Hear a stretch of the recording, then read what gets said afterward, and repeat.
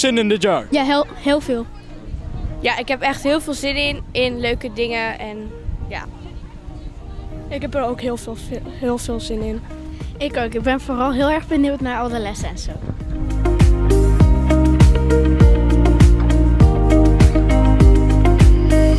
Hallo, dit is MVM Egnaton en dit is? Ramon. Heb je zin in dit schooljaar? Jawel, ja. Vond je leuk die activiteiten met jouw hele klas? Op zich wel. Ja, het is gewoon leuk. En een leuke school. En jawel. We staan hier vandaag bij Hedok met Egnaton om te vragen hoe een eerste week is. En eigenlijk, hoe is je eerste week? Het is wel gezellig, man.